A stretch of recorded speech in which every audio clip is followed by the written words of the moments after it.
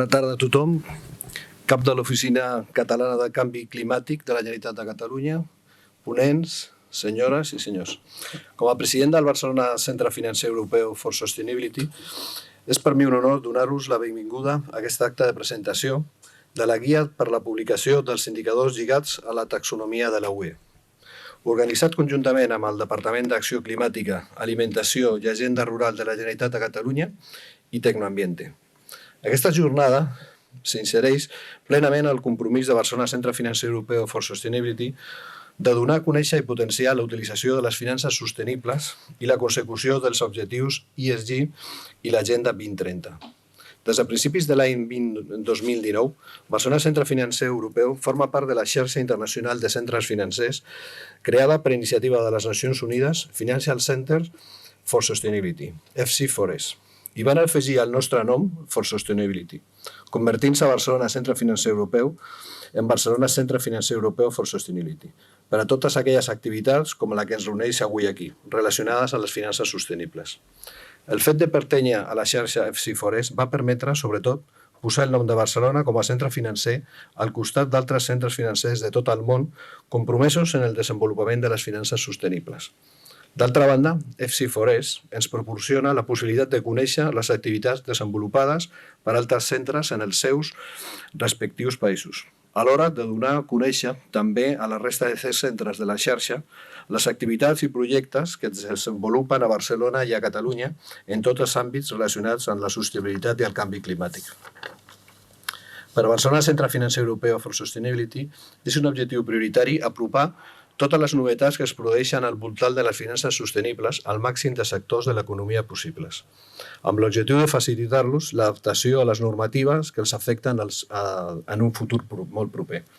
En aquest sentit, els indicadors lligats a la taxonomia de la UE són un exemple clar de les obligacions normatives que cal conèixer per tal de poder-los aplicar correctament. La iniciativa del Departament d'Acció Climàtica, desenvolupada en Tecnoambiente, plenament encertada en el temps. El reglament de taxonomia de la UE afecta a tots els sectors de l'economia i dins dels mateixos a les pimes amb el pes que tenen a casa nostra i que mereixen els màxims esforços per a sensibilitzar i aconseguir la seva adaptació els més ràpids possible. La jornada que estem iniciant té com a objectius fonamentals els eixos mencionats.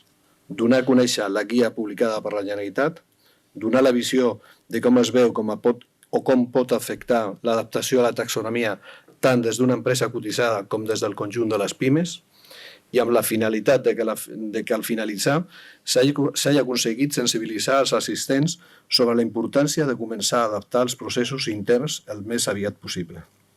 Des de Barcelona Centre Financer Europeu for Sustainability vull agrair molt sincerament als ponents, així com als equips del Departament d'Acció Climàtica de la Generalitat i Tecnoambiente, la seva disponibilitat des del primer moment per a fer possible aquest acte.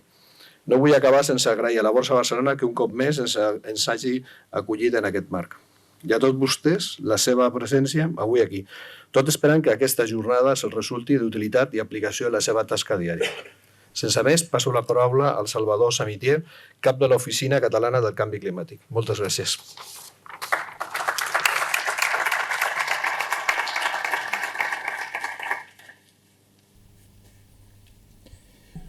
Hola, molt bona tarda a tots. Gràcies per ser avui aquí. En primer lloc, agrair a Barcelona Centre Financer Europeu for Sustainability aquesta iniciativa i l'oportunitat que ens va donar també per participar. Començaré fent una afirmació categòrica, que la taxonomia ha vingut per quedar-se i els criteris que estableix s'aniran aplicant progressivament a més àmbits en tot allò relacionat amb la sostenibilitat. D'alguna manera, aquesta taxonomia vindria a ser conseqüència, o una de les conseqüències, de les moltes coses derivades de l'acord de París, que recordem té per objectiu limitar la temperatura a 1,5 graus per sobre de l'època preindustrial, l'adaptació, en especial dels països més empobrits, que són els que reben d'una manera més important els impactes del canvi climàtic, i en tercer lloc la mobilització dels fluxos financers suficients per assolir els dos objectius anteriors, Ja saben que vostès el tema dels fluxos financers i dels diners ha estat un dels eixos fonamentals de l'última COP27, que ha tingut uns resultats, si més no, una mica qüestionables, per dir-ho d'aquesta manera, d'una manera elegant. En aquest esquema que els comentava, doncs és necessari desenvolupar el concepte del què són les finances sostenibles. I la taxonomia no és altra cosa, en el fons, que un sistema per etiquetar i categoritzar les finances. Des de l'Oficina Catalana de Canvi Climàtic enteníem que el sector bancari, per exemple, les assegurances, ja ho coneixen, aquest element, i es comencen a familiaritzar amb aquesta nova manera de treballar. El mateix també podem dir del sector públic i les possibilitats de finançar-se d'una manera potencial més avantatjosa, i també finalment les empreses grans i fins i tot les empreses cotitzades que ja han començat a aplicar aquest element degut a les obligacions a les que estan sotmeses. Però amb aquesta petita fotografia de potencials afectats per la taxonomia vam considerar que el que és la petita i mitjana empresa està encara probablement una mica lluny de conèixer i, si és el cas, també d'aprofitar tot el que se'n deriva d'aquest nou element de la taxonomia. I és, òbviament, aquest el motiu pel qual vam considerar necessari també col·laborar en l'elaboració d'aquesta guia. Cal afegir que dels 6 objectius ambientals que inclou la taxonomia, els 2 primers que s'han desenvolupat són la mitigació, és a dir, la reducció de les emissions de gasos d'efecte hivernacle, i l'adaptació al canvi climàtic, motiu per qual encara amb més èmfasi perquè des de l'Oficina Catalana de Canvi Climàtic fossin partíceps de l'elaboració, la difusió i la interpretació d'aquests criteris de la taxonomia. La guia que avui es presenta, he de dir que no és de cap manera una guia definitiva de la taxonomia, i això no s'ha d'interpretar com una crítica ni molt menys als autors d'aquesta guia, sinó pel fet que la taxonomia encara està en constant evolució. I els deia que dels 6 objectius s'han desenvolupat 2. Vol dir que encara en queden 4 dels 6 objectius ambientals per desenvolupar, però a més d'aquest fet, una vegada es desenvolupin, encara caldrà anar actualitzant-la per aquells sectors que en primera instància no s'han incorporat a la taxonomia. El que es pretén amb aquesta guia és ajudar a fer un primer aterratge sobre què és la taxonomia, com ens pot arribar a afectar i quina metodologia de treball s'aplica, ja que tots aquests elements sí que podem dir que són més constants i que més difícil canviaran. És un tema complex, però hem intentat treballar mantenint un equilibri entre el rigor necessari i el llenguatge divulgatiu, i hem pogut comptar amb la col·laboració d'alguna empresa també per poder-ho il·lustrar amb casos pràctics. A l'Oficina Catalana de Canvi Climàtic, des de fa anys que hem desenvolupat guies i eines per facilitar a les empreses la incorporació del que és la mitigació i l'adaptació al canvi climàtic en les seves estratègies i en el dia a dia de les empreses. Estem parlant, per exemple, de com abordar una anàlisi de vulnerabilitat als impactes del canvi climàtic, quin tipus d'informació pública tenen al seu abast per poder-lo fer, o com elaborar una petjada de carboni d'una organització. Tots aquests recursos també poden ser útils a l'hora de treballar amb la taxonomia i per això els convido a anar els hem referenciat a la guia i també els poden trobar a la nostra pàgina web de l'oficina. Per la meva banda, res més, espero que aquesta guia els sigui útils. Hauran de ser vostès els que ens puguin dir si aquests objectius d'un llenguatge divulgatiu i rigorós l'hem pogut assolir, esperem que sí, i res més per la meva part i moltes gràcies per la seva atenció.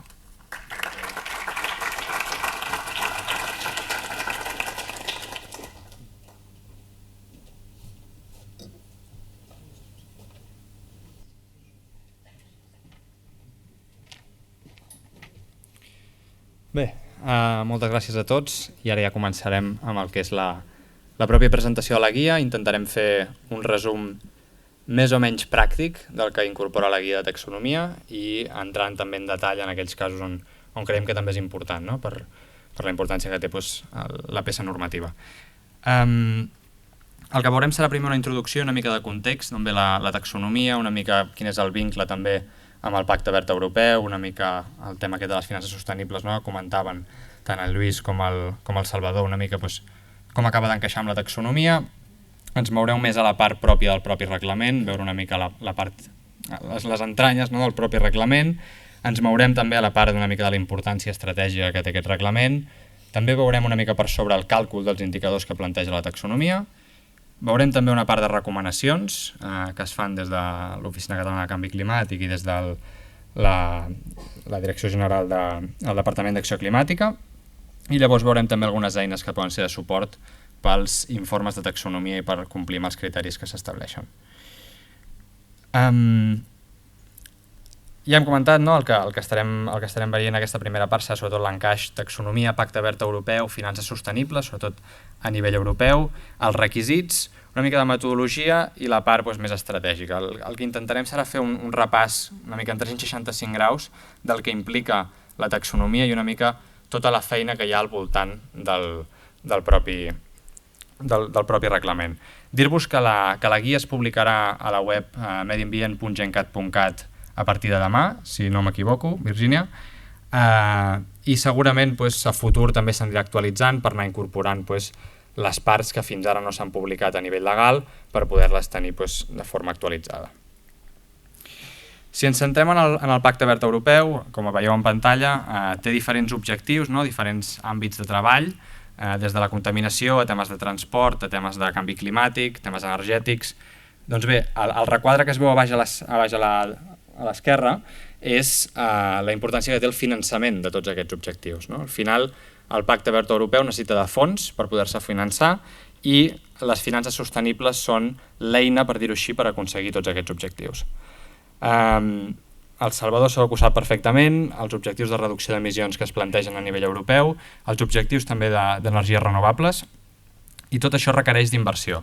Inversió que no només pot provenir del sector públic, sinó que requereix també inversió privada. Per això, tot aquest àmbit de treball que està desenvolupant la Unió Europea per poder mobilitzar fons privats en projectes de sostenibilitat.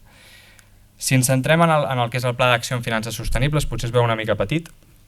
Té 3 grans eixos, reorientar fluxos de capital cap a activitats sostenibles, com es comentava abans, millorar la gestió del risc a nivell de sostenibilitat i també a nivell climàtic, i incrementar la transparència i la visió més a llarg termini del sector financer.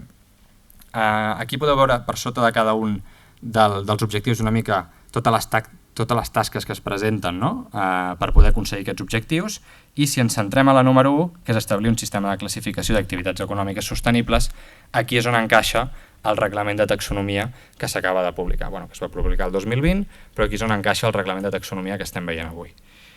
Dintre de tot el que és, potser podríem dir, el sistema econòmic, i una mica totes les peces normatives que conformen el Pla d'Acció en Finances Sostenibles, tenim al centre de tot la taxonomia. Serà el filtre, per dir-ho així, de tot aquest capital que s'intentarà mobilitzar, haurà de passar aquest filtre de la taxonomia d'activitats econòmiques sostenibles per poder fomentar, per dir-ho així, la inversió en activitats sostenibles. Però a part d'això, a part de la part més financera, hi ha una part que és inherent a la taxonomia, que és la part d'evitar el greenwashing. Té una part que és molt palpable, una part molt pràctica, que el que intenta és evitar el greenwashing i posar tothom sota una mateixa lupa. Fins ara es feien servir marcs de reporting internacional, que segur que totes les grans empreses que hi ha a la sala les coneixen, el GRI, el SASB, etc. Però amb el reglament de taxonomia el que s'aconsegueix per una part és millorar aquesta manera de medir la sostenibilitat de les empreses. Tothom estarà sota unes mateixes mètriques i tothom farà servir un mateix sistema. A part d'això també hi ha la directiva CSRD, que segur que també molts n'han sentit parlar.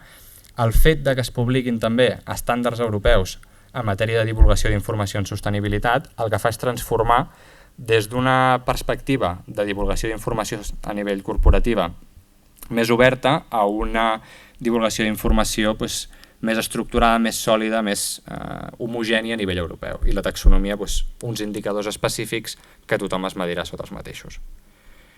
Si anem directament al reglament, ja ho hem comentat, pretén harmonitzar els criteris per determinar si una activitat econòmica és sostenible o no, evitar el greenwashing, facilitar la captació d'inversió o finançament d'activitats econòmiques sostenibles i establir un sistema per valorar la sostenibilitat d'activitats econòmiques que sigui independent i basat en la ciència. Com a mínim aquest era l'objectiu. Quan van incorporar el gas i la nuclear, aquesta part va acabar de trontollar una mica. Però en general podríem definir la taxonomia com un diccionari, per dir-ho així, d'activitats econòmiques sostenibles. I com funciona això de la taxonomia? Doncs bé, hi ha 4 criteris bàsics que una activitat ha de complir per poder encaixar dintre de la definició d'una activitat econòmica sostenible. El primer és contribuir a un dels 6 objectius ambientals de la Unió Europea, el segon és no generar un dany a cap dels altres 5 objectius ambientals, complir amb unes garanties mínimes de caire social i complir també amb els criteris tècnics de selecció, que són uns criteris tècnics específics per a activitat econòmica. Ara els veurem més en detall un per un. Com comentava abans el Salvador, ara per ara ja ha publicat l'acte delegat climàtic que estableix les activitats econòmiques que contribueixen substancialment a la mitigació del canvi climàtic i a l'adaptació al canvi climàtic. Queden llavors els 4 objectius que veieu en gris restants que es publicaran en l'acte delegat ambiental que esperem que es publiqui el primer trimestre l'any que ve, però els que ho heu anat seguint ja sabeu que això és el joc de sembla el gato i el ratón, no? El segon criteri que establíem, que era el DNSH, el de no generar un dany significatiu a cap altre objectiu ambiental, el que fa referència és que si una activitat econòmica contribueix substancialment a un objectiu ambiental, no pot generar un dany a altres objectius ambientals. És a dir, així evitem una activitat que pugui, per exemple, reduir molt les emissions, però que a nivell de circularitat i a nivell de gestió de residus generi un dany important perquè genera una quantitat de residus important. És una mica el fet de que sigui sostenible i que sigui sostenible a tots els nivells. Si ens centrem a la part de garanties mínimes, aquí el que veiem són una mica les grans directrius que s'han de seguir en l'àmbit més aviat social o de gestió a nivell corporatiu per poder complir amb aquestes garanties mínimes més a nivell social. Molts d'ells són fins i tot a nivell de país, però sí que és cert que hi ha una part que depèn purament de les empreses, de la part de la gestió de les empreses. Comentar que recentment s'ha publicat un informe de la Plataforma en Finances Sostenibles que aclareix una mica més com gestionar aquesta part de garanties mínimes i sobretot fa referència a com traslladar això a l'àmbit més corporatiu, més amb criteris específics. Llavors hi ha la part dels criteris tècnics de selecció. Aquí el que podem veure són sobretot nivells d'eficiència, nivells de contaminació, de consum energètic, etc. És a dir, una part més quantitativa i hi ha també una part que poden ser criteris qualitatius. El que hem posat aquí és un exemple, que és el cas de Cellnex, per exemple, que tenen per l'activitat de processament de dades hi ha 2 criteris. Aquí podem veure un criteri més quantitatiu i un criteri més qualitatiu. Un que fa referència a haver aplicat totes les pràctiques pertinents en el Code of Conduct d'eficiència energètica de centres de dades i un segon més a nivell quantitatiu els gasos refrigerants han d'estar per sota un determinat llindar de potencial d'escalfament global de gasos refrigerants. Llavors, qui està sota l'aplicació d'aquest reglament? A grans trets podríem dir que grans empreses, sector financer i sector públic també, no ens en oblidem. Si ens centrem en la part empresarial, la part empresarial és clau perquè el sector financer pugui reportar llavors els seus indicadors de taxonomia. És a dir, és un efecte dominó. Fins que les activitats financeres no tinguin les dades del sector corporatiu, no es podrà publicar les dades d'alineament del sector financer. I llavors el sector públic, per la part que també és molt important, és per la part dels fons europeus. Aquí tota la part dels Do No Significant Harm, segur que tothom que estigui involucrat més o menys en fons europeus haurà sentit a parlar del criteri aquest de DNSH.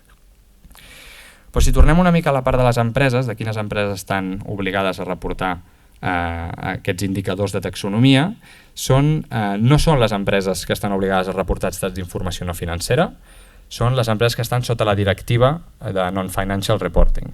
I aquí, a nivell espanyol, són les empreses d'interès públic, que serien empreses cotitzades i empreses amb la xifra de negocis que veieu en pantalla i amb el número de treballadors que veieu en pantalla.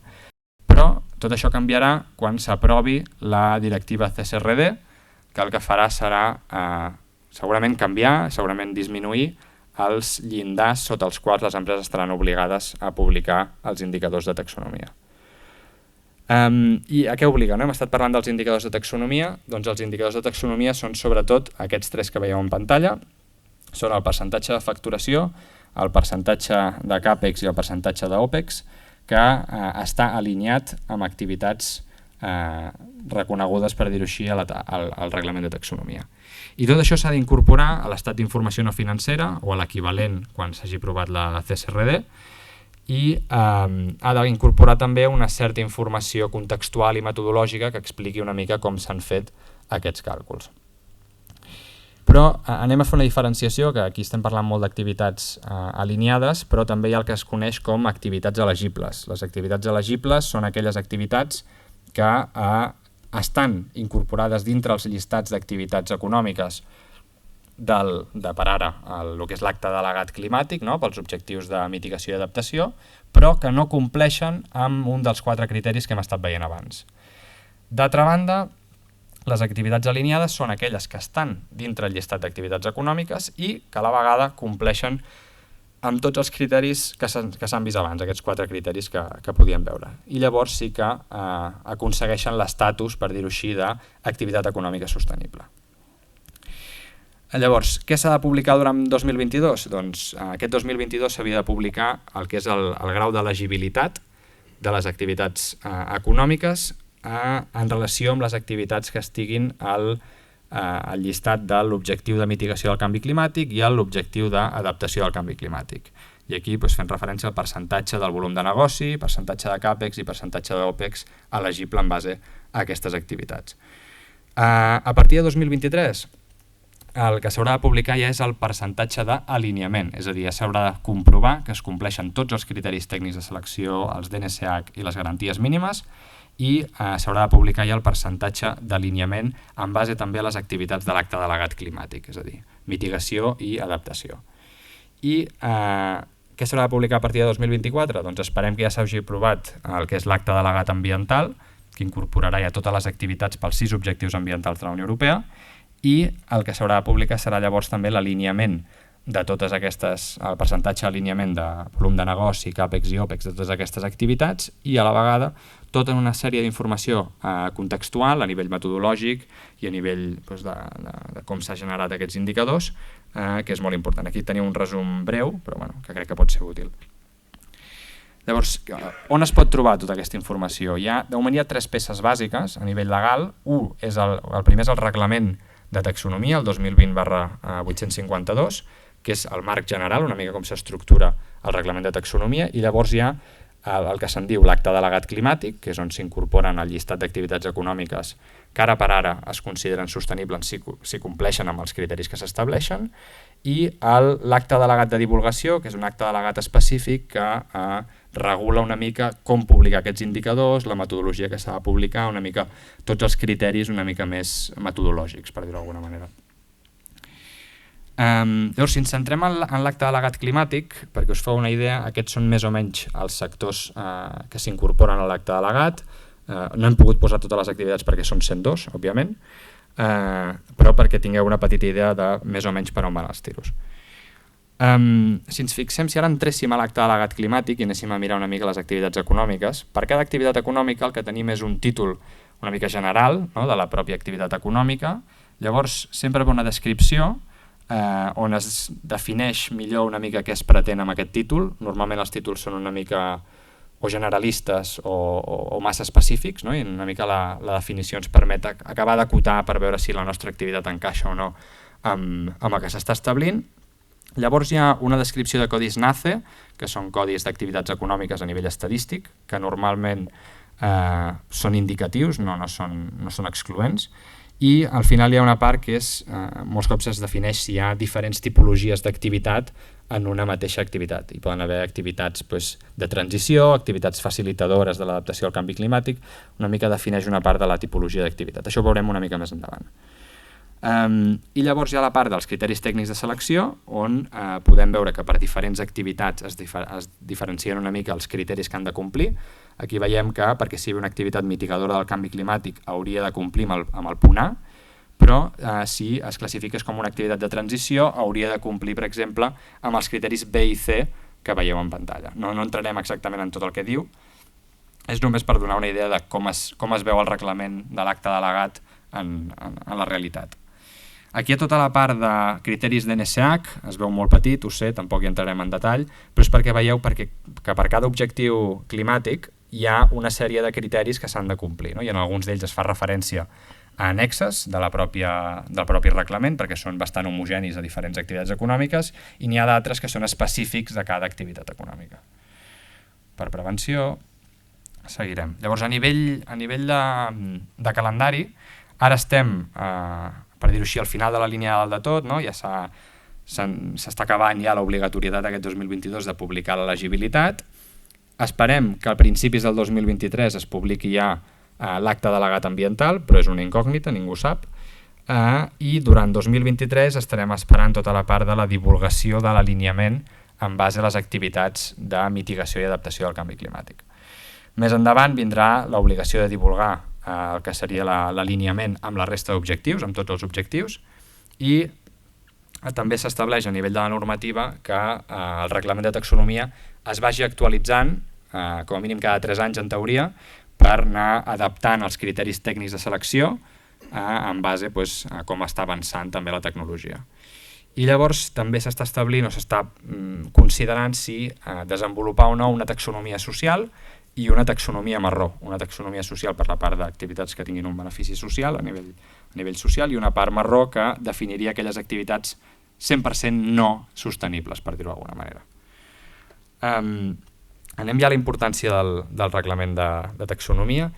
Aquí hi ha diferents casos, no? on el reglament és d'interès, òbviament per les empreses que han de publicar a nivell de reporting aquesta informació, també per empreses de mida mitjana gran, que siguin proveïdors de grans empreses o que busquin finançament en els pròxims anys, perquè tant el sector financer començarà a demanar aquests indicadors perquè ells els hi demanen, com grans empreses començaran a valorar com alguns dels seus proveïdors estan alineats o no, si és a nivell de producte, amb alguns dels criteris que estableix la taxonomia. A part d'això, totes les empreses que busquin finançament públic a nivell de fons europeus hauran d'estar al corrent del que significa els DNCH, els principis aquests de no generar un dany significatiu. L'administració pública també, per la part de fons públics i per la part si els interessa sortir a mercats financers. I per entitats financeres hi ha tota una normativa que està relacionada amb el que seria el reglament de taxonomia, que és la normativa SFDR, que segur que si hi ha empreses del sector financer per aquí també saben per on estic anant. A banda d'això, per què pot interessar el fet de conèixer bé la taxonomia, no? Doncs una cosa que ja hem comentat és l'accés a línies de finançament sostenible. El que sabem o el que tot indica és que cada cop més les entitats financeres obriran línies específiques de finançament sostenible que es basaran en el compliment dels criteris tècnics de la taxonomia i en la classificació d'activitats sostenibles. Tot el tema dels PRTR i dels Next Generation, no? Conèixer bé els DNSH. La part de posicionament com a proveïdor també pot ser interessant, és a dir, diferenciar-se de la competència gràcies a tenir uns nivells de compliment amb els criteris tècnics de la taxonomia molt elevats i poder estar al capdavant del mercat en matèria de sostenibilitat. Millorar la comunicació a nivell de sostenibilitat empresarial, no? Evitant crítiques a nivell de greenwashing i medint el que és l'activitat a nivell sostenible de l'empresa sota un marc de divulgació conegut, i una millora en la gestió del risc de sostenibilitat, perquè la taxonomia el que fa és ajudar les empreses a veure una mica on està el best in class del mercat, no? I poder fer aquest benchmarking intern, no? I poder començar-se a adaptar al que seran noves exigències o el que es començarà a exigir a nivell de sostenibilitat, ja que el que plantegen els criteris tècnics de selecció són criteris molt avançats o bastant complicats d'aconseguir perquè intenten buscar una sostenibilitat real, no? El millor del mercat. Si anem a la part dels càlculs d'indicadors, tampoc em vull entretenir massa en aquesta part perquè és una part més aviat tècnica i crec que potser seria millor que la veiéssiu en la pròpia guia. Sempre començaríem, per poder calcular els indicadors, fent una anàlisi, una identificació de les línies de negoci i de les activitats econòmiques de la pròpia empresa, per poder definir exactament de dalt a baix, que seria la nostra recomanació, quines són totes aquelles activitats econòmiques que podrien encaixar amb el reglament de taxonomia, començant per al sector, baixant a les línies de negoci, baixant a nivell de planta si fa falta i mirant les diferents activitats que podria estar portant a terme l'empresa. Llavors, molts cops també a nivell, és bona praxis, no? Fer una classificació d'aquestes activitats en base a codi NACE, per poder fer un anàlisi de si realment estan incorporats aquests codis NACE en alguna de les activitats econòmiques de la taxonomia, ja que s'afegeix aquesta part en la pròpia definició, però no és un tema opcional aquest. Llavors hi hauria una part de valoració de l'elegibilitat. Un cop tinguem clar totes les activitats econòmiques que porta a terme l'empresa, s'ha de fer el pas, no?, de valorar com encaixa o no dintre els llistats d'activitats econòmiques que hi ha a l'acte delegat climàtic ara, però quan surti l'acte delegat ambiental també a les activitats de l'acte delegat ambiental. I llavors aquí començar a definir quin tipus d'activitat és en base a la pròpia definició de l'activitat econòmica. Aquí cada activitat econòmica defineix la tipologia d'activitat. Aquí estem parlant d'activitats sostenibles perquè són una contribució directa a la consecució dels objectius que s'estan establint. Tenim activitats de transició, activitats que formen part o que s'han incorporat perquè formen part de la que serà la transició a una economia baixa en carboni, per exemple.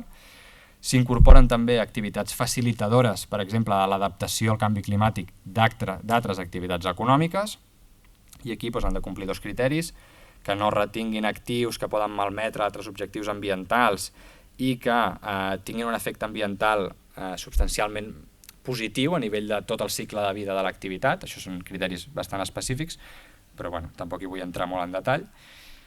I activitats adaptades, activitats que han fet un anàlisi de riscos climàtics i s'han adaptat o han implementat solucions per adaptar-se al risc climàtic. Si anem a la part dels criteris tècnics de selecció, els DNSH i les garanties mínimes, dintre dels criteris tècnics de selecció acostuma a haver-hi un llistat dels diferents aspectes a complir en base a la tipologia d'activitat, com hem vist quan s'ha presentat l'escreenshot de l'activitat que hem vist abans, del 6.11. També hi ha un llistat d'aspectes tècnics a complir, que poden ser tant a la totalitat de l'activitat econòmica com en un nombre determinat de criteris. És a dir, aquí es pot donar el cas que perquè una activitat es classifiqui com a sostenible hagi de complir 2 dels 3 criteris que s'estableixen en la pròpia activitat. Aquest pot ser un cas. I també hi ha criteris tant qualitatius com quantitatius a nivell tècnic, per dir-ho així, que ho hem vist en el cas de Celnex. Per la part dels criteris DNSH, normalment es basen en legislació europea existent o en millors pràctiques a lo que és el propi sector. També és cert que hi ha alguns objectius, com per exemple l'adaptació al canvi climàtic, que estableixen criteris a complir que són homogenis, per dir-ho així, a totes les activitats. No són específics de cada activitat, sinó que són més o menys homogenis, que és fer un anàlisi de riscos climàtics, una adaptació d'aquesta activitat, etc.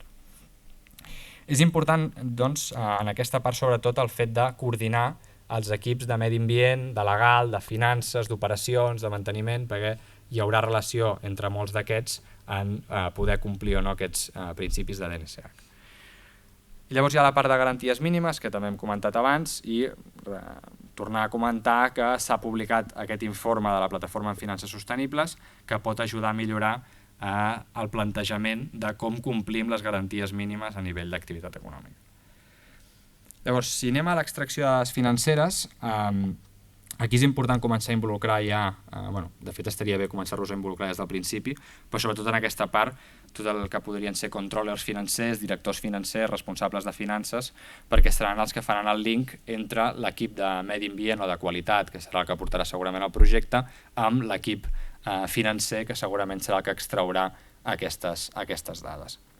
Llavors, si anem una mica a veure els criteris específics i una mica com es calculen, veureu que per cada un hi ha el denominador i el numerador de cada un d'ells, i l'indicador final, com hem comentat abans, és el percentatge d'alineament, el percentatge del total del denominador que encaixa amb l'activitat econòmica. Llavors, l'import net de la xifra de negoci seria la part del volum de negoci que encaixa amb activitats econòmiques alineades amb la taxonomia. Aquest és, per dir-ho així, el més senzill. El CAPEX incorpora el que són inversions en actius o processos que estiguin associats a activitats econòmiques alineades amb la taxonomia, però també incorpora les inversions que estan enfocades a un pla d'inversió específic per fer que aquelles activitats econòmiques que no estan alineades amb la taxonomia aconsegueixin alinear-se amb la taxonomia, és a dir, aconsegueixin complir tots els criteris que s'estan establint. I llavors hi ha la inversió específica en activitats concretes, com pot ser les renovables, l'eficiència energètica o els carregadors elèctrics, que s'incorporen perquè es considera que una inversió en aquest tipus d'activitats es classifica de forma automàtica, per dir-ho d'alguna manera. Aquí teniu la manera de calcular-ho, ho podreu trobar a la guia. I si anem a l'OPEX, aquí abans de comentar la part de l'OPEX, dir-vos que l'OPEX, en l'acte delegat de l'article 8, que és l'acte delegat de divulgació, és un càlcul que es pot no fer, és a dir, es podria no divulgar la part d'OPEX si l'empresa considera que és un indicador que no és material per entendre la relació de l'empresa amb la sostenibilitat, per dir-ho així. No s'ha definit exacte com hauria de ser aquesta justificació, però el que sí que hi ha és l'opció de justificar que no és material per l'empresa. Aquí veieu una mica les inclusions i les exclusions i també la part purament de càlcul del numerador i el denominador. Si anem a la publicació de resultats, aquí no només es tracta de publicar els indicadors que veiem abans, que s'han de publicar amb unes taules específiques que s'incorporen també a l'acte delegat de l'article 8, l'acte delegat de divulgació, sinó que s'ha d'incorporar tota una informació més metodològica, no?, sobre la política comptable, sobre l'informació, sobre com s'ha valorat l'alineament o no, o el compliment o no dels criteris tècnics, informació contextual, és a dir, d'on provenen les dades i una mica com s'ha fet tot el procés de taxonomia, i aspectes metodològics, que aquí és on s'incorpora sota la part de taules, que aquí les empreses que ja han començat a divulgar amb taxonomia saben que aquesta divulgació s'ha de fer en base a unes taules específiques que ja s'han publicat a nivell legal i que s'han de fer servir perquè així tots els actors del mercat poden fer servir una mica el mateix esquema, per dir-ho així. Llavors, a la part de recomanacions, aquí aniré una mica ràpid. Es recomana l'ús d'informació que provingui directament de peces normatives. No es recomana fer servir recomanacions de la plataforma en finances sostenibles o informes de la plataforma en finances sostenibles. Més que res perquè al final no són peces legals, per dir-ho així, són recomanacions, s'han de fer servir com a recomanacions i molts cops el que ja són informes que no estan actualitzats, informes que s'han quedat desfasats, llavors el que es recomana és anar directament a la norma i fer les interpretacions en base al que està publicat a nivell legal. També, quan es facin tots els processos de taxonomia a nivell intern, es recomana que tots els equips que estiguin implicats, que serà medi ambient, finances, legal, recursos humans, etc., estiguin tots al corrent una mica del plantejament que s'està parlant a nivell corporatiu i una mica per poder anar tots a una, per dir-ho així, que tothom estigui al dia de com funciona el reglament i de què se li demanarà en cada cas. A nivell de transparència, aquí també recomana no forçar el que són les pròpies definicions de la taxonomia. Sabem que són definicions que a vegades no encaixen a totes les activitats econòmiques, no encaixen a totes les empreses, però el que creiem que no es pot fer és jugar amb la pròpia definició o amb els buits que deixi una definició per intentar incorporar una activitat que entra amb calçador, no? Aquí l'objectiu que té és evitar el greenwashing, intentem fer una interpretació a la norma que no incorpori interpretacions pròpies de l'empresa. Llavors, la coordinació interna, aquí es necessita sobretot una persona que coordini totes les comunicacions i totes les relacions amb els diferents equips de l'empresa, però també quan es parli de plantes, quan es parli amb diferents actors que hi hauran involucrats en aquest procés, que pugui ser una persona que ho centralitzi tot i que tingui tota la informació disponible per no tenir diferents equips amb diferent informació, amb diferents metodologies, etc., sinó tenir una persona central que gestioni tot això. Llavors, no subestimar la dedicació que requereix aquest tipus d'informes. Les empreses que ja ho han fet saben que és un procés complex, que és un procés on es necessiten moltes dades, que la interpretació a vegades no és fàcil, que s'han d'aconseguir certificats si es vol aconseguir un tema d'alineament, i llavors tot això requereix una sèrie de temps que està bé planejar-lo amb calma, no? I no esperar a que es publiqui o que estiguem a punt de publicar l'estat d'informació no financera per acabar de fer un anàlisi de com ha anat el tema. A part d'això, comentar un altre problema a nivell de timings, i és que com que s'han de fer servir les dades del tancament, moltes empreses publiquen les dades de tancament a l'informe anual, llavors aquí el problema seria que et deixa un marge de temps molt curt per poder incorporar i per poder fer els càlculs i per poder publicar les taules el més acurades possible.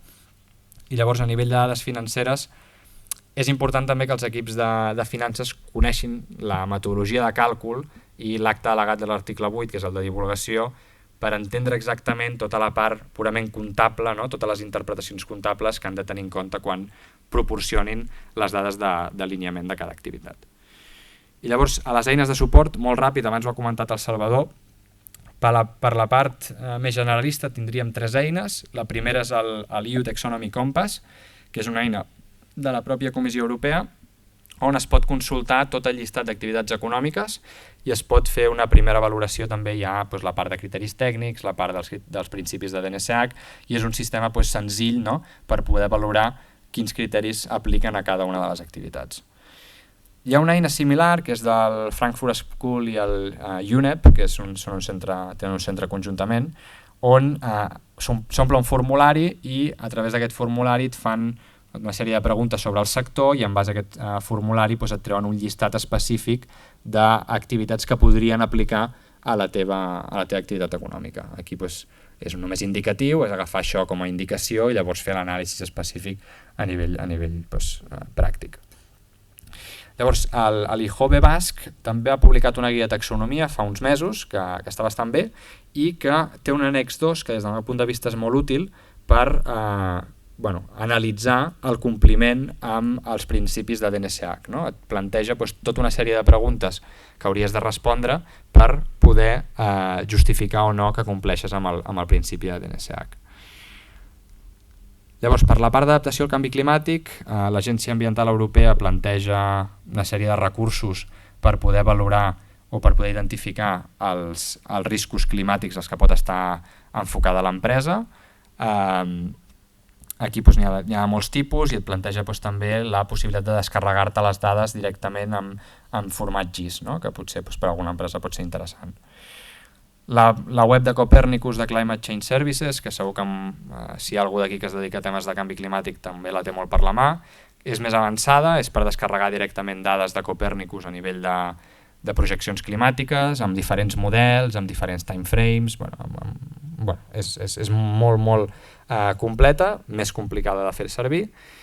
Llavors, també hi ha uns escenaris regionalitzats de canvi climàtic a Catalunya, l'ESCAT 2020. Aquí estaria bé, Salvador, ja que tinc aquí, aprofito, estaria bé que els publiquéssiu perquè es poguessin fer servir en GIS també, perquè fer servir un PDF a vegades és complicat com a mapa. També hi ha el visor d'Adapteca de l'Oficina Espanyola de Canvi Climàtic. La resolució és més baixa que el projecte SCAT, però també pot servir bé per a aquelles empreses que tinguin operacions arreu d'Espanya, no? I també és un format que es pot descarregar fàcilment i que no està malament. Llavors també hi ha una guia d'escenaris regionalitzats de canvi climàtic a Espanya, del Ministeri abans d'Agricultura, Pesca i Alimentació, que també es pot utilitzar com a alternativa a l'Adapteca. També l'Oficina Catalana de Canvi Climàtic té un document que té eines i guies per introduir el canvi climàtic en els procediments d'avaluació ambiental de plans, programes, projectes i activitats, que pot ser interessant per fer tota la part d'entendre una mica la vulnerabilitat al canvi climàtic d'activitats econòmiques i una mica també com adaptar-les o com fer els passos per poder-les adaptar. I llavors hi ha diversos documents a nivell més internacional per poder fer plans d'adaptació al canvi climàtic. Aquests són a nivell internacional, però tot el que plantegen està bastant alineat. Llavors, per acabar la part de mitigació del canvi climàtic, també fer ressò de la guia que té l'Oficina Catalana de Canvi Climàtic per fer el càlcul de petjada de carboni, i també tenen una calculadora específica per fer el càlcul. I fins aquí la presentació. Espero que hagi sigut útil.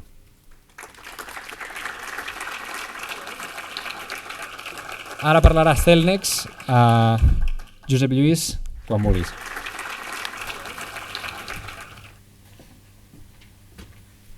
Bona tarda. Bona tarda a tothom. A mi m'han tret a passejar i m'han dit: tu has d'explicar què és Celnex.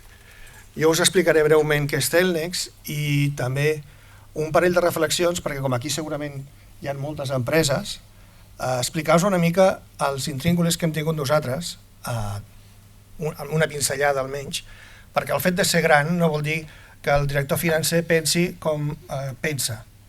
Tots pensen igual, tots fan un mollo i el van replicant tots. Sí? El d'operacions, el de fàbrica, pensa igual, tots són iguals. en funció si van a IES, SADE o allà, canvien, però perdoneu, però hem de treure una mica de ferro amb això, perquè després d'aquesta presentació, mira que me l'has fet vegades i continuo, anava a dir sense entendre-ho, però quedaria lleig. No ho diré, però encara hi ha coses que dius, mare meva, això explicat és un tostón, perdona, perquè el qui va posar-se això al cap tenia una mala llet impressionant. Bueno, què és Cellnex? Cellnex venim me tirava massa enrere. Cellnex ve de l'antiga Abertis Telecom, que érem del grup Abertis en el seu moment, i d'allà, en l'any 2015, vam sortir a borsa i vam començar amb... Nosaltres ens dediquem a les telecomunicacions, portem tota la difusió de tele, ràdio i ara telefonia mòbil. Vam començar a Espanya amb 7.000 punts de telecomunicacions, que alguna vegada vam parlar amb la Generalitat per fer un certificat especial dels centres, fa molts anys això ja, i ara actualment estem a 12 països i de 7.000 centres de telecomunicacions ara en tenim 138.000, amb la qual és una bogeria, aquí i en qualsevol lloc. Els problemes que tenim són els mateixos que els vostres, multiplicats per un factor. Perdoneu-me, perquè continuem tenint els mateixos problemes de finançament, els mateixos problemes de relacions socials dintre de l'empresa, el de finances va a su bola i no hi ha Déu que el mogui. Nosaltres som aquells de l'empresa, estos son los de medio ambiente, déjalos, son los raros. ¿Qué hacen? Creo que calculan la huella de carbono, però no sé per què sirve. Som aquests nosaltres, no? Quan apareix això, clar, comença una mica el brio. I a mi m'agradaria que, primer de tot, no s'estressin, no val la pena. No val la pena. Els de Brussel·les tampoc ho entenen. De fet, això que diu que està pendent dels bancs que han de fer ara, ni ho han començat a fer. Vull dir, tranquils. Jo és el que faria, prendre-m'ho en calma i gràcies, Salvador, la guia és una bona eina per als que, si l'haguéssim tingut fa un temps, potser hagués anat millor. I després, si s'ho agafen amb calma, a part dels problemes interns de com ho mous això, com aconsegueixes la informació, com la gestiones, que és veritablement el moll de l'os de tot això, perquè un cop tens les dades, realment, a veure, sota cavall i rei, perquè no espereu gran cosa més dels de Brussel·les, no donen per més. Això pot dir l'empresa privada, però els altres no. Aviam, a mi veritablement el missatge que us volia transmetre és que de la dimensió nostra és no la taxonomia, que és important, sinó el que va venir detrás. Perquè la taxonomia, us poso un exemple. L'altre cotxe, que quan vam canviar el cotxe, hi ha un procés lògic pels que tenim una certa edat, que nosaltres veníem del compact disc. I tu quan puges al cotxe busques on està el compact disc. I la primera, no, esto está detrás ahora, hay un cargador y lo tiene detrás. I clar, l'últim, no hi ha compact disc, hi ha un USB. I t'has d'acostumar. Això, és a dir, aquest canvi de mentalitat de que ja no treballaré amb CD, sinó treballaré amb USB, jo crec que és el canvi que s'ha de fer. Què vull dir amb això? Ara sí, busco la paraula correcta per no dir una cosa mal dita. Quan Nacions Unides fa bastants anys es va agrupar amb finances, amb inversors, amb banquers i asseguradores, perquè tot això arranca del Ban Ki-moon. Ja fa bastants anys que ho va començar a moure. El Piqué diria, contigo empezó todo. Pues con él empezó todo. Clar, una de les coses i reflexions que jo crec que van fer molt bé és avaluar el risc. És a dir, a veure, el qui no cregui que hi ha un canvi climàtic i si no fem res les passarem magres, ja pot marxar. No cal que es quedi ni que escolti res més. És a dir, està passant, està evidenciat. Llavors, clar, els bancs, les entitats financeres, les entitats asseguradores i els inversors diuen, bueno, si això és així com ho dieu, el que hi haurà, imagineu-vos ara el que ha passat amb l'energia o un simple virus s'ha carregat no sé quantes mils d'empreses.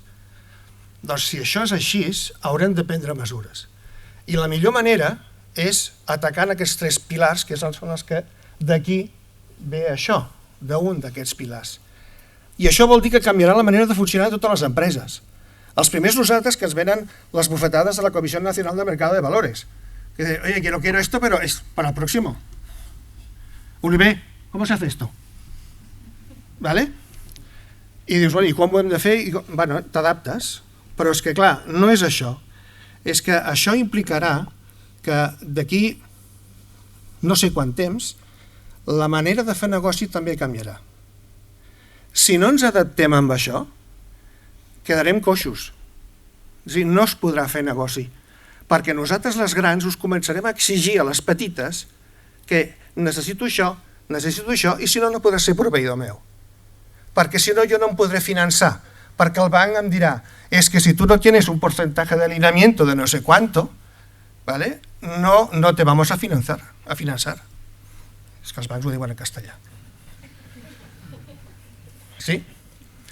Aquest era el missatge que a mi em preocupava molt de transmetre, perquè sí, és molt important això, és un tarannà, però és que canviarà la manera de fer negoci. Canviarà. És a dir, el concepte global de dir, mira, anem a buscar el marge, dintre d'aquest marge haurem d'afegir una part per a quin impacte té això i que traduir aquest impacte. Si això no ho incluïm dintre del tarannà propi de la gestió pròpia de l'empresa, és quan això passa a ser un cost. I això hauria de ser una inversió. Sí? Aquesta és la visió, el conte que els hi volia explicar. Després, la part més... És que ja et sap més que jo, de taxonomia. Després el que sí que és important per als que heu de liderar això és explicar-ho molt bé. I ja heu vist el que és. Explicar molt bé això, si no portes 7 o 8 cerveses, no s'explica. És impossible d'entendre-ho. Llavors, el que ens ha costat a nosaltres explicar-ho, ¿vale? ¿Y esto para qué es? ¿Y esto y luego qué hay que hacer? Y no sé què. Aviam, mirem de micronitzar els ensenyaments a les persones claus i que quedi molt clar el missatge i el que fa falta. Perquè finalment les dades hi són. El CAPEX, tot això hi és. L'únic que llavors hi ha una tasca de preparar-ho, recollir-ho i processar-ho. Però la sensibilització, perquè això és molt transversal, es toquen moltes tecles i després és el que us deia jo, quan això us tingueu que adaptar i comenceu a canviar la vostra manera de fer negoci, haureu de tenir tota una sèrie de paràmetres en compte que si no, no us alineareu. I si no us alineeu, aquests valors que els bancs i altres entitats tindran en compte perquè s'hauran de reportar i si es reporten i es publiquen s'hauran de, lògicament, auditar, clar, us limitaran. Aquesta és la visió que jo us volia donar, que crec que és bastant important, que és el que a mi m'ha agradat que m'haguessin explicat, perquè al final podeu agafar un oliver, bueno, un oliver no, podeu agafar l'oliver, perquè jo crec que és el que en sap més de tot a Catalunya, i això tirar-ho endavant. És això? Ho sento. Vale?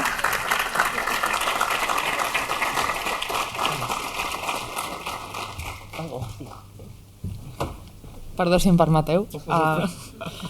Explicaré una mica, molt breument, els passos que hem fet a Celnex i amb el que ens estem trobant i amb el que esperem trobar-nos en un futur. Jo sí que volia dir que a mi l'Oliver m'ho va explicar, jo sí ho vaig entendre, s'explica molt bé, Llavors, bàsicament l'empresa, com ja us ha explicat el Josep Lluís, està molt atenta a tot aquest tema de taxonomia. Nosaltres tenim masterplans d'ESG, estratègies de medi ambient, estem a tots els índexs, vull dir, estem superatents a tot aquest tema de taxonomia. L'empresa ho està vivint una mica com un rating d'ESG també, d'acord, a part de ser una obligació legal. Llavors, hi ha moltes preguntes encara, tot això com el mercat ho viurà, com els inversors ho acabaran també d'alguna manera analitzant, i finalment com això es traslladarà a oportunitats de finançament de cara per la companyia, de cara al futur proper.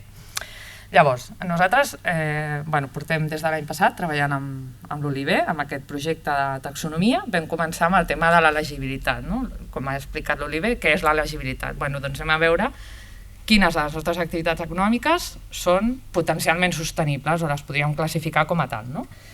Llavors, clar, ja topem amb finances. Llavors vam haver de pensar com una mica d'equip multidisciplinar, veure quines àrees de la companyia podien estar afectades amb tot aquest tema o podien proporcionar informació. Nosaltres hem sigut una mica aquesta figura d'aglutinar i pivotar una mica tota la informació i d'anar canalitzant tots els missatges cap a finances, cap a relacions amb inversors, cap a operacions, cap a totes les àrees implicades. Llavors, primer vam haver d'entendre tot el reglament, què era, en què ens afectava, quines eren les nostres activitats potencialment afectades. Llavors, el primer que ens vam topar és que tot el nostre ventall d'activitats econòmiques només vam publicar l'any passat un 2,39% d'activitats elegibles, molt baix. Clar, això ja va ser un xoc i ja ho vam haver d'explicar, perquè al final, clar, el reglament no recull totes les activitats. La nostra principal, que és allotjar serveis de telecomunicacions als nostres sites, això no està recollit. Llavors sí que vam tenir la discussió interna de què fem, forcem, no forcem la classificació, finalment Celnex va optar per una posició més conservadora, de dir no forcem, publiquem el que estem segurs que podem explicar i ja veurem, perquè al final també anem mirant què fan els companys del l'IBEX, del no sé què, i ja ho anirem ajustant, però vam optar per ser conservadors. Després, bàsicament això va ser el nostre exercici de l'any passat, vam publicar les xifres, va ser un exercici com de veure les nostres activitats econòmiques i què podia ser i què no. El fregau, si em permeteu bo, l'estem tenint aquest any, perquè estem intentant determinar quines són les nostres activitats, les que realment poden arribar a ser sostenibles, les que ho seran, les que podrem demostrar que ho són, i hem hagut de tornar a entendre la part dels criteris tècnics, quins són, com els hem d'interpretar, tot això és un viatge, llavors s'ha d'explicar, ja hem començat a comptar no només amb el nostre equip financer, sinó que ja hem començat a involucrar el nostre equip d'operacions, que han d'entendre que aquell gas refrigerant no és que no sigui legal, però és que no està alineat amb la taxonomia, aquest tipus de missatges. Interpretar tots aquests criteris, entendre's. Llavors, un altre gran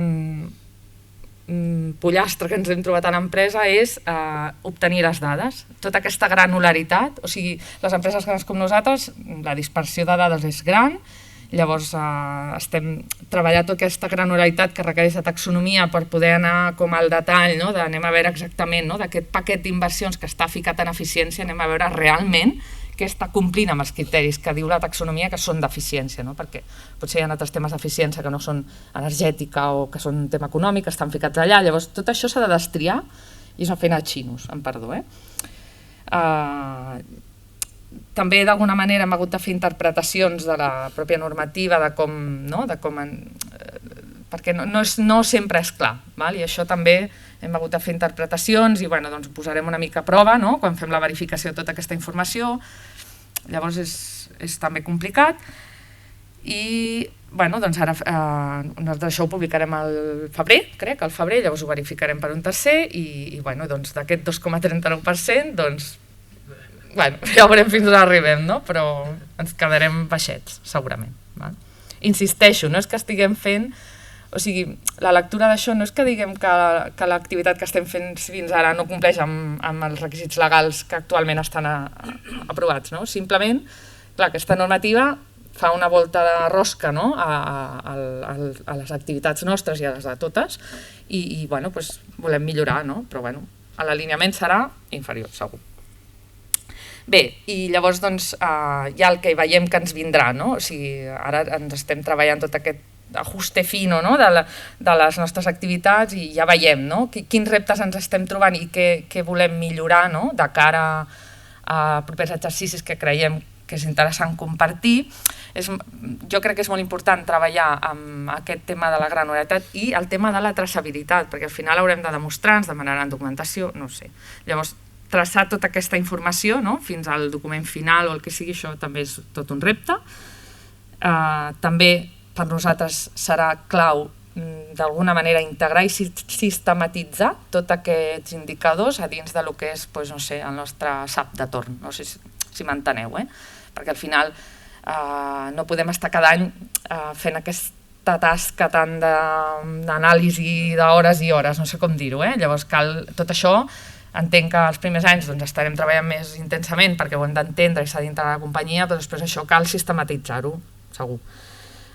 També haurem de pensar, i l'empresa haurà de pensar com en justifiquem, com evolucionaran aquests indicadors al llarg del temps i com ho anirem justificant, i què ens demanaran al mercat i què ens demanaran els inversors. Tot això és important i encara tampoc ho tenim molt clar.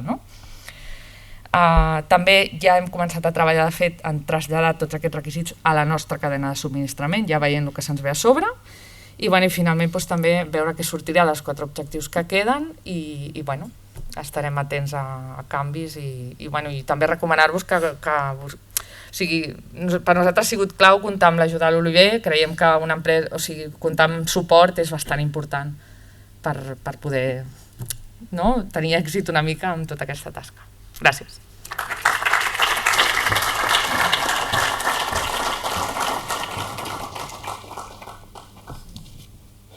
Bona tarda. Primer de tot, agrair a Barcelona Centre Financer Europeu poder comptar amb PIMEC, la nostra presència en aquest acte. Em disculpo perquè estic una mica encostipat i potser se'm sentirà així, però espero que se m'entengui bé. Després, una mica, clar, moltes vegades ens veuen i ens veieu a la televisió, a PIMEC, o ens escolteu per ràdio o per premsa, i res, una petita slide per identificar que, evidentment, com a organització empresarial més representativa de Catalunya, això no ho diem nosaltres, ho diuen les nostres xifres, això fa que siguem un canal important a l'hora d'informar les empreses. Després, nosaltres, bàsicament, la nostra missió és sempre representar i defensar els interessos de les petites i mitjanes empreses davant de les administracions, com estem aquí, i a la resta d'agents socials i a la societat en general. Això és important perquè, aquí abans el Salvador ho ha dit molt bé, diu, clar, això per a la petita i mitjana empresa potser és lluny encara, perquè evidentment ni és obligatori, com després, com ja està amb la llei encara no ho és, però sí que s'ha de començar a parlar ja d'aquests temes, i això és molt important.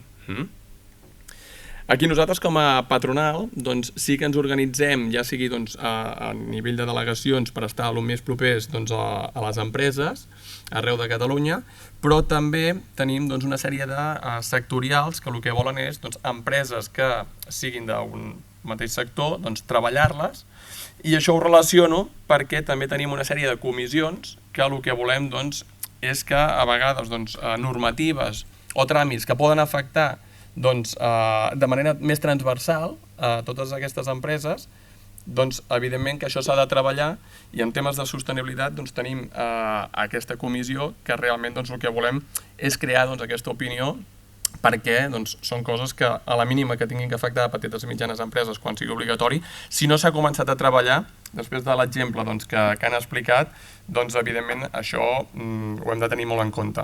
Després nosaltres aquí a la comissió sempre fer aquesta funció de lobby és important perquè, i segur que es necessitarà ajuda d'especialistes, perquè en temes tan específics sí que és important de poder crear aquesta opinió. Això per una banda, no? Després, nosaltres, la presentació, evidentment, parlar d'un tema tècnic no tenia sentit amb aquest tema, després del gran detall que s'ha explicat, però sí que és important de definir que tot això molt bé venia d'aquesta directiva europea i que després, en base a aquesta llei, es va començar a introduir a l'estat espanyol, però el Josep Lluís ho ha dit molt bé, no? Diu, al final, nosaltres com a grans empreses haurem d'exigir a proveïdors, que aquests proveïdors doncs, seran petites i mitjanes empreses i tot i que el que dèiem, això està lluny, però clar, a l'efecte aquest dòmino, no? Aquest efecte en cadena, això, si no comencem a informar aquest teixit empresarial, és evident que no sabrà de què se li parla. Se li exigirà, no ho entendrà, i clar, aquesta unió, doncs el que s'ha de fer és que ja amb actes com aquest, evidentment, doncs, ja es comença a conscienciar, però sí que és una tasca, pedagogia, molta pedagogia, perquè evidentment doncs, la gran empresa ja costa, doncs, amb petites i mitjanes doncs, això s'haurà de treballar. Nosaltres aquí posava doncs, justament l'acte que vam fer, bueno, aquí no posa l'any, el 2020, ja per començar doncs, també amb vosaltres, a parlar ja d'aquests temes, perquè això sí que és important, que no és un tema que evidentment no afectarà la petita i mitjana empresa en breu, però sí que ja ho portem també treballant doncs, ja des de fa temps. Aquí el més important doncs, a nivell de resum seria bàsicament això, no? De que clar, aquí hi haurà unes oportunitats. Si es preveu que sigui el 2026 que serà aquesta obligació per petites i mitjanes empreses, això ho parlàvem abans. Què passa? Que ja hi ha moltes empreses d'aquest tamany i d'aquest perfil que ja ho estan aplicant i això no tindran la metodologia, evidentment, doncs, que es necessita per tenir aquests indicadors que estem comentant, però sí que els hi serà més fàcil d'aplicar. Tanmateix, aquestes oportunitats també hi ha altres empreses que inclús amb temes que ara mateix ja són obligatoris, com el tema doncs, del registre horari o el registre salarial, doncs encara no ho coneixen o no ho estan complint. Després, clar, aquest tema que a dia d'avui ja són temes obligatoris, que hi hagi petites i mitjanes empreses que no ho estiguin complint, clar, si estem parlant d'un tema que a partir del 2026 doncs serà obligatori, doncs clar, ara els sembla doncs, que parlis un altre idioma, no? Però és important i és un repte. Això sí que és un tema que ho posàvem aquí sobre la taula. També el tema, clar, això, evidentment ara amb les empreses que estan fent els deures també seran fortaleses. Això realment et donarà un valor, un augment de valor d'empresa perquè, clar, tot el que estigui relacionat doncs, en fer aquestes inversions farà que les empreses també siguin més competitives. Aquí el tema, doncs, clar, l'Oliver ho ha detallat molt bé, no? Però realització de nous productes més sostenibles, tot el que siguin inversions per millorar les maquinàries, temes de plaques solars, tot el que pugui acabar implicant doncs, millorar aquests indicadors, quan tu ja els tinguis, evidentment, quantificats, només voldràs que anar-los millorant. I aquesta millora, evidentment, doncs, hauria de ser una fortalesa per l'empresa. Què passa? Que a nivell de debilitats, clar, el Josep Lluís diu nosaltres som els de medi ambient, estem allà baix i som els raros, no? Clar, a nivell de petites i mitjanes empreses, com més petita és l'empresa, tot és més personalitzat amb el gerent, i el gerent doncs, és el gerent, després al cap d'una hora és el financer, al cap d'una altra hora és el comercial i després és el de medi ambient, no? Clar, després d'això, s'haurà de subcontractar això al seu moment, evidentment ja s'haurà d'agafar metodologies, doncs és evident, però sí que el que és més important és tenir-ho clar, perquè a nivell de petites i mitjanes empreses tothom ho fa tot, però no tothom és especialista en aquests detalls i això s'haurà de tenir en compte. Després, una debilitat és que es necessitaran recursos, perquè clar, aquí han sortit molt tot el tema de KPIs, clar, a nivell d'inversió, clar, voler buscar un bon ràtio, doncs implicarà inversió, ja sigui amb la que la petita i mitjana empresa pugui fer. I això, evidentment, doncs, s'haurà de tenir en compte a l'hora de poder millorar doncs, aquests ratis. Després, jo aquí sí que he volgut doncs, separar la presentació per una banda amb aquest tema, més de com afecta doncs, a les petites i mitjanes empreses aquesta directiva, però també ho he volgut relacionar en què justament per fer totes aquestes inversions realment ja hi ha ajudes que a dia d'avui les empreses tenen a la seva disposició per poder fer inversions que estiguin relacionades amb millorar aquests indicadors. I sí que és important que les empreses ho coneguin, això, perquè veig aquí que sou diversos que esteu en petites i mitjanes empreses i a vegades no es coneixen aquestes eines que les pròpies administracions posen a sobre la taula per poder millorar la seva empresa i ser més competitiva, i això, clar, si tu com a empresa, evidentment, no agafes aquests recursos que l'administració et dona i altres empreses sí que ho fan, hauràs de treballar més i millor per poder arribar a la mateixa competitivitat que els altres, no? Després, aquí, l'únic que volia fer doncs, és fer una petita èmfasi d'algunes línies de subvenció que hi ha, molt enfocat a maquinària, perquè també ara doncs, es va aprovar el Pla Nacional d'Indústria, també que una de les branques bàsicament és poder potenciar el tema de la industrialització a nivell de Catalunya, i clar, doncs, aquí si volem fer aquest salt a nivell doncs, de teixit industrial, el que és més important és invertir en maquinària, no? I hi ha moltes línies enfocades a compra de maquinària, subvencions destinades a compra de maquinària, o sigui, hi ha molts diners per això. Hi hauria, per exemple, aquesta doncs, a partir de despeses de 12.000 euros, imports fins al 40%, o també per maquinària a partir que sigui 4.0. Aquesta línia es va acabar just el 15 de setembre i els fons no es van acabar. Això vol dir que després, clar, nosaltres com a patronal ens trobem amb empreses que han de fer inversions i les ajudes no les coneixen. Després, clar, aquí hi ha com un gap que, evidentment, el que hem de fer és intentar unir al màxim doncs, perquè línies com aquestes, que són importants per les empreses, almenys que la gent ho conegui. Després, escolta, et presentaràs o no et presentaràs, però com a mínim que la gent ho conegui, no? Això és una mica de resum, també per grans empreses, inversions a partir de 2 milions d'euros, doncs també la gran empresa doncs, també té subvencions que poden ser doncs, d'interès per renovar maquinària que sigui més eficient, projectes de foment de l'economia circular, evidentment, doncs, que amb totes aquestes empreses que estan fent aquestes accions, quan comenci a venir doncs, la normativa a nivell d'obligatorietat ja estarà molt avançada en aquest tema. L'IDA, l'ICAEN, doncs, ajuts per l'autoconsum i l'emmagatzematge doncs, també és una de les línies importants. No era ni molt menys ara presentant aquí moltes línies, sinó que hi hagi el concepte. Aquí he volgut posar el link, bàsicament, doncs ara que es parla que hi ha tots els ajuts del Next Generation, doncs evidentment ja hi ha una web on ja t'ho posa tot canalitzat a través del Ministeri, o sigui, si voleu saber totes les ajudes podeu entrar, us ho classifica tot i evidentment doncs, teniu tota la informació allà de les subvencions. No només és això que l'administració et dona diners, sinó que també per fer aquestes accions de millores de sostenibilitat també et deixa de fer pagar diners, o sigui, també hi ha deduccions, o sigui que aquí també és important aquest contrast que les administracions donen perquè tu puguis jugar internament, ja sigui en creació de nous productes, millores de processos o en temes d'innovacions tecnològiques, que això també he vist a nivell de la normativa que també et puntuaria a nivell d'indicadors, o sigui que també és important, coses que s'estan fent ara, poder-te beneficiar, com també línies de finançament públic, aquí he posat una del CDTI com a exemple també amb aquesta línia.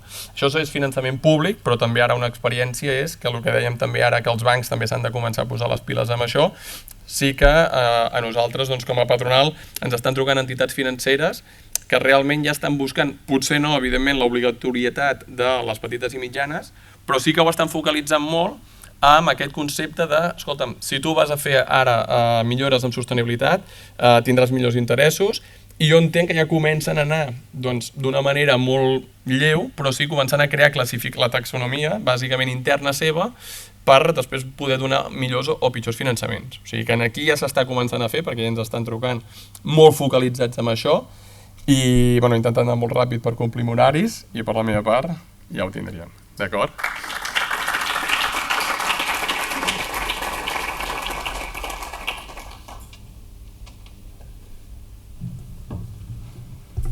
Perfecte, doncs obrim ara un torn de preguntes de 9 minuts, 10 minuts, per si hi ha alguna pregunta.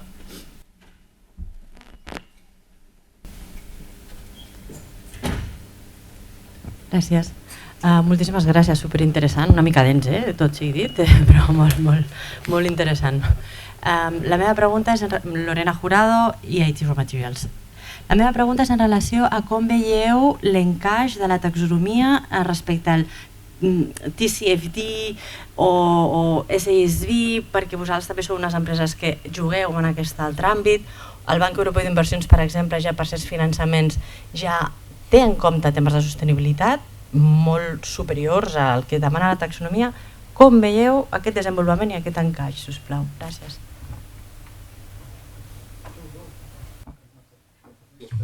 Jo, per part nostra, jo entenc que va tot de la mà al final, o sigui, per mi el tema de TCFD que comentaves és com una variable més a tenir en compte dins de tota aquesta anàlisi de taxonomia, perquè al final amb TCFD al final què estem fent? Les empreses estem mirant quins riscos ens afecten a nivell climàtic o quines oportunitats, ho estem quantificant de manera financera, d'alguna manera ja estem valorant quins danys podem causar o quins danys podem causar de manera indirecta en temes de canvi climàtic, i llavors al final és un dels criteris que en algunes activitats econòmiques ja demanen ser valorats per la taxonomia. Per tant, jo en tema TCFD veig que van totalment de la mà.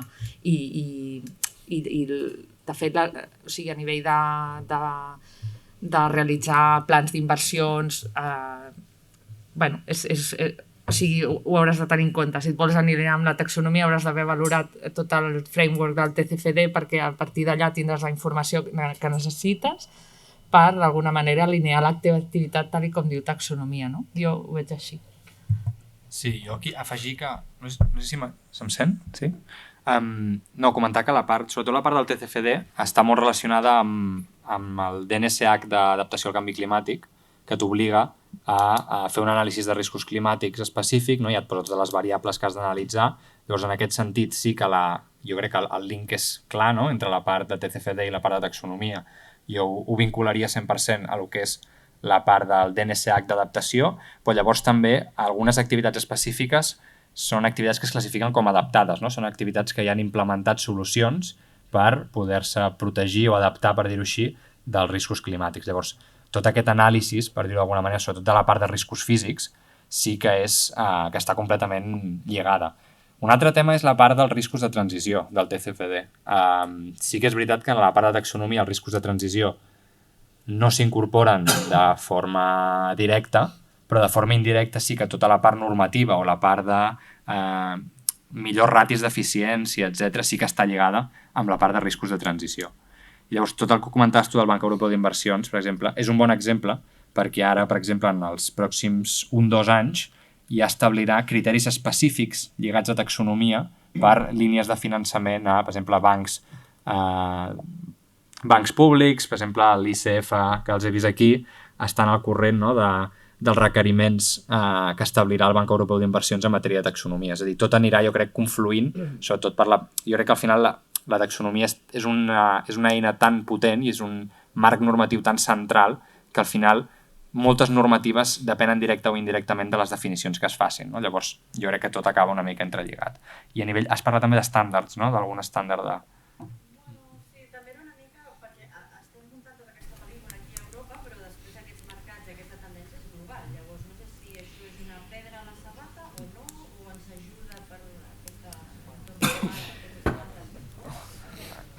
Jo crec que és... Pues... Aquí deixa'm afegir lo de la pedra, que m'ha agradat molt aquesta.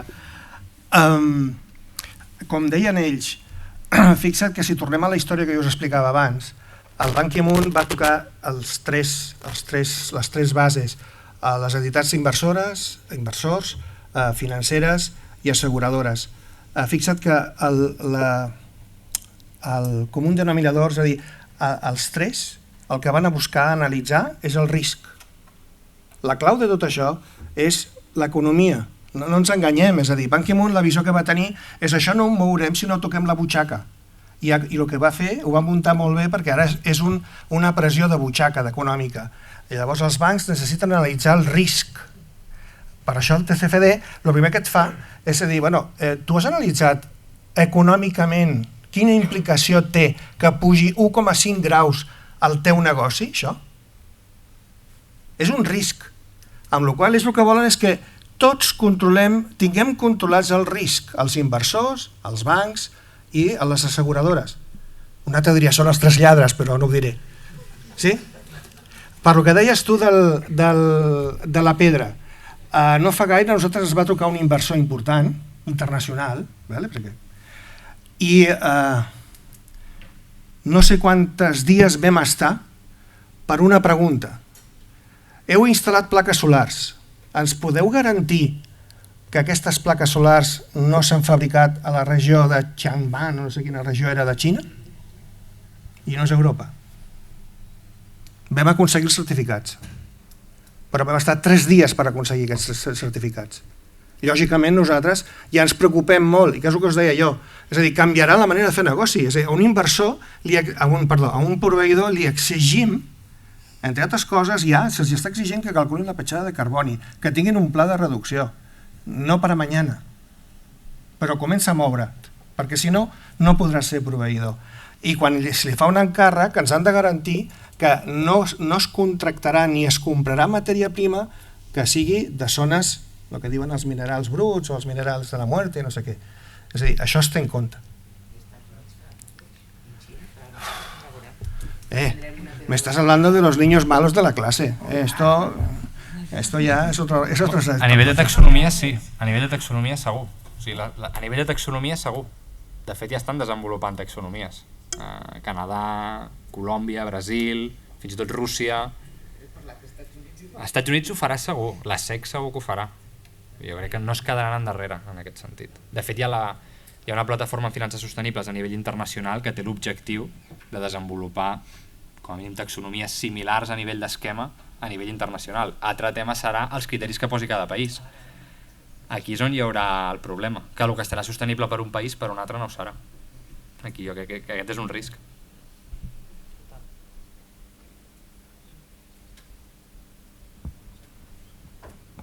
Hola, bona tarda. Alejo Torres de Afaquim.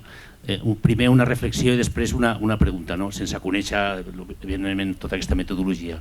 La reflexió és que jo m'he quedat sobretot amb el que ha comentat el company de Celex, i és que les empreses actualment ja moltes estem bombardejats amb molta sol·licitud d'informació i de reportings i aquestes exigències entre cometes de proveïdors ja els tenim, el sector nostre és molt habitual. I jo crec que el més important, no dic el més, però en aquests moments per nosaltres és el que ha dit d'explicar molt bé. Vull dir, perquè si no anem a una altra pel·lícula a les organitzacions, no? I jo crec que ja tenim reports de la petjada de carboni, tenim els reports de plataformes que estem obligats a estar obligats entre cometes, no? Si volem ser proveïdors, etc. Vull dir, explicar-ho molt bé quin és el valor afegit d'aquesta nova incorporació que vindrà després. I la segona pregunta és, si he entès bé, he explicat que és alguna activitat dintre d'una organització, correcte? No és l'organització. Això implica que pot ser que una activitat tingui una afectació, un cross-media effect amb una altra activitat? Vull dir, que desenvolupi molt sostenible una activitat i no es valori el que és el cross-media effect, que això és una cosa que la Unió Europea acostumbra a no incloure. Bueno, el problema aquí és que es basa tot en el criteri o en l'àmbit d'activitat econòmica, no? Que a nivell general no s'acostuma a fer servir, es fa servir línia de negoci, departament, digue-li com vulguis, planta, el que sigui. El que sí que pot ser és que dintre d'una mateixa empresa una activitat que es porta a terme en diferents plantes, en una planta sí que compleixi els criteris i es pugui determinar com a sostenible, en altres no compleixi els criteris i no es pugui determinar com a sostenible. No? Fins i tot estan dintre d'una mateixa empresa i en teoria implementant una mica els mateixos sistemes. Llavors, en aquest sentit, jo crec que això és el que podria... El risc que hi ha és que en una mateixa activitat estigui acceptat com a sostenible en un apartat o en una zona específica, en una planta concreta i en una altra no. Jo et contesto a l'altre, a la part de lo pesats que som amb tot el que us demanem a les empreses. Tens tota la raó del món. Som molt pesats, molt. I et dono la raó. El que passa que això és el que toca. És a dir, desafortunadament nosaltres no tenim cap altra manera de poder recollir aquesta informació dels proveïdors, que sigui viable i que sigui fiable, que sigui traçable, perquè després venen els de Deloitte, els de Price i los 4 jinetes de l'apocalipse, ¿vale? Que són les Big Four, i ui, esto hay que trazarlo.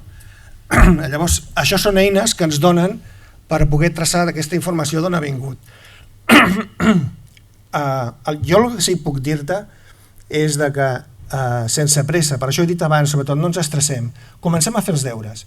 És a dir, per curiositat, comenceu a calcular-vos la petjada de carboni que no la tingui i començar a veure una mica la dimensió de la tragèdia, de les emissions associades a la seva activitat. A partir d'aquí anem fent passos, de manera que quan arribi el moment, que això arribarà, perquè arribarà, mentre us esteu preparant a que quan nosaltres que ja estem en aquesta guerra comencem a marejar-vos, perquè també això ho fem, ja tingueu coses fetes. O sigui, nosaltres aquest any, per exemple, ens hem gastat diners, hem invertit diners, millor dit, amb ajudar els nostres proveïdors i els hem calculat la petjada de carboni.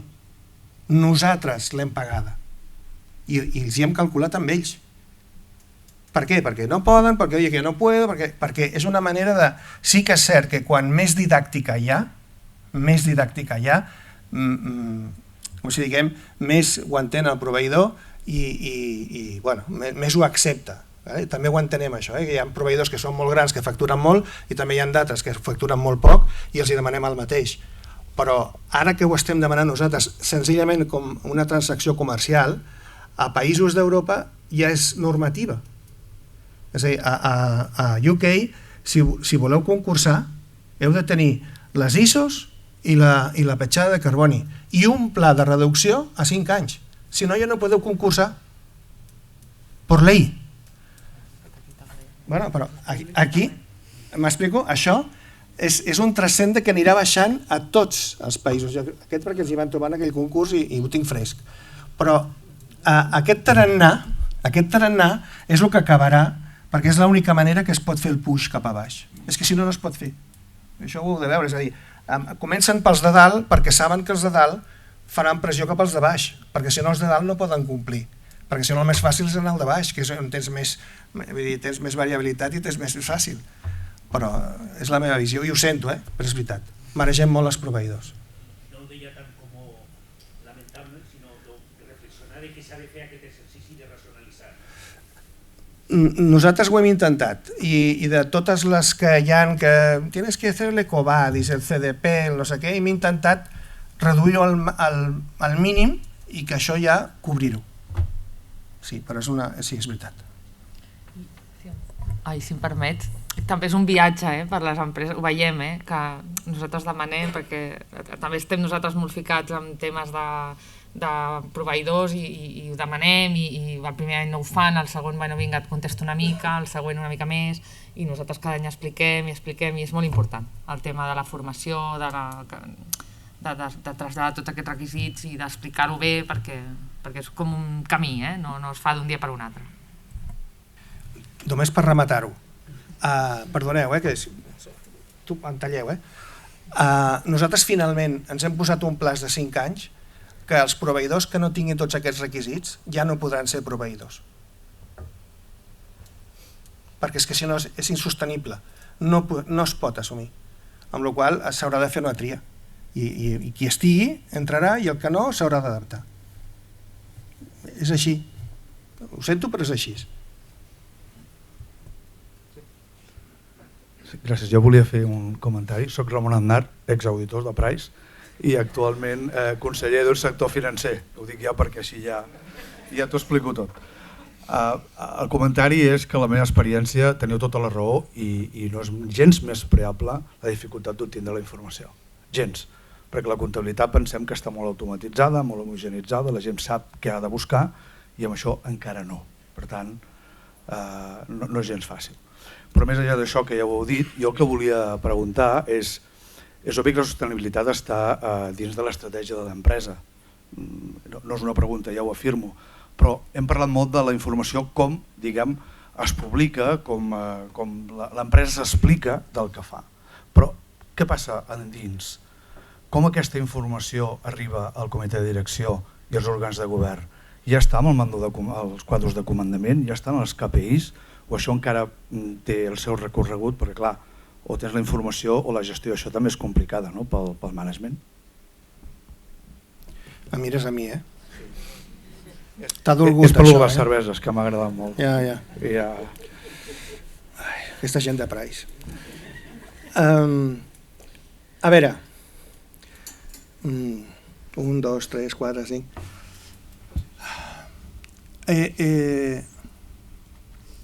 Punyatero, la pregunta? Punyatero. Sí, és complexa. I quan més gran és l'empresa, abans ho deies tu, no? És a dir, hi ha empreses que el gerent és el director financer, m'explico? Va canviant de gorro i va fent de tot. Quan la dimensió és gran, llavors la cosa es complica, perquè tens el comitè de no sé què, el comitè de no sé quantos, l'EXCOM, el DIRCOM, el no sé què, has de fer un dibuix per a veure una mica per on va tot. La clau de tot això, i et soc sincer, si l'amo està, això tira.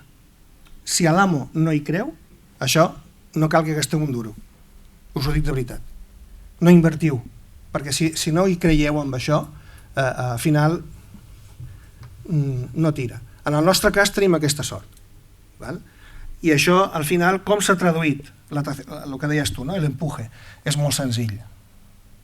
És la clau de tot això. La butxaca. Posa objectius econòmics a la direcció i veuràs com funcionen. Fàcil i senzill. El que passa que això costa, cuidado. No és una cosa que es fa a partir de mañana, no.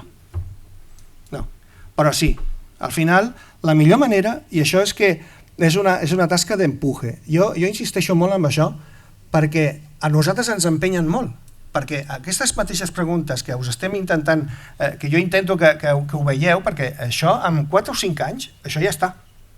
Estem tots ja en aquest rotllo. Per nosaltres ens les fan inversors. ¿Vale? Et truca el gabinete del Soros o de no sé quién, del BlackRock o del otro, el de la moto, ja saps com va això, y et fan la pregunta: ¿han establecido ustedes objetivos de sostenibilidad para todo el equipo directivo? ¿En qué comités lo tienen puesto? A córrer. Perquè si com esternudit aquí 4 accions, veuràs tu com va això. És la millor manera, perquè llavors el tema de tocar la butxaca fa que això ja entri dintre de la rutina d'acció. Sí, és així.